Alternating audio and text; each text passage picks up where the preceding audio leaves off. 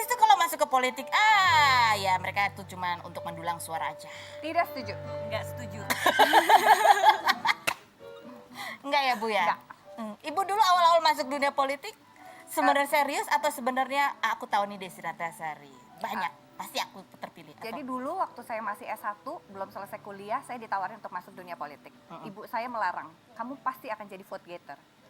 Nenek saya bilang kalau kamu tidak punya peluru, artis hanya akan disebut memanfaatkan popularitas dan kamu belum siap dengan kemampuan gitu. Jadi pada saat saya udah usia 40 tahun, saya alhamdulillah udah kuliah sampai S2 2 kali. Pada saat itu saya sudah merasa saya punya peluru-peluru yang bisa saya gunakan dan manfaatkan untuk memberikan kemanfaatan di sana. Jadi sudah punya misi, bukan Ya, cuma jadi vote getter betul. aja. Kalau sinetronnya ada masalah, copot aja artisnya. Saya tidak setuju. Saya Saya tidak setuju. Saya tidak setuju. Tidak setuju. Oke, Iya. silakan Ibu, kamu nggak usah jawab ya.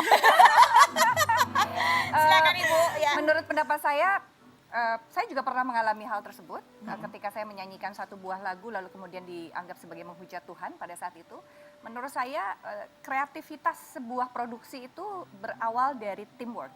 Jadi tidak bisa disalahkan salah satu atau salah dua. Karena yang di depan, tentunya kami yang di depan, tidak bisa juga serta-merta 100% adalah kesalahan.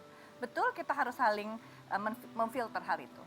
Dalam memaknai, mohon maaf ini agak panjang dan mungkin memboringkan, mohon maaf. Tapi saya sebagai penonton, dalam memaknai sebuah hasil karya kreatif, tadi kan disebut sebagai hal karya kreatif, kita harus punya konteks.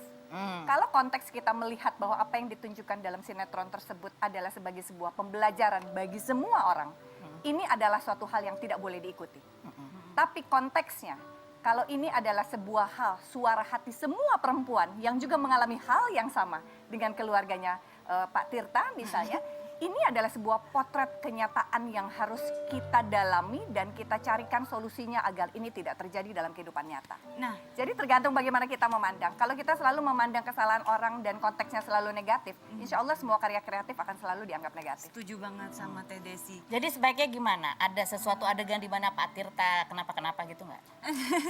Sebagai pembelajaran bahwa Kalau this menurut is not saya right. sebagai pembelajarannya makanya kan selalu ada tulisan PNG atau parent guidance gitu ya, parenting guidance atau apapun itu. Nah, ini juga harus ada. Apalagi kita punya badan sensor film ataupun badan sensor sinetron bahkan mungkin yang bisa menuliskan bahwa ini cerita fiktif tapi kalaupun ada kesamaan dengan kenyataan dan segala macam itu bisa. Nah, oleh karena itu ini wajib menjadi sebuah kedisiplinan.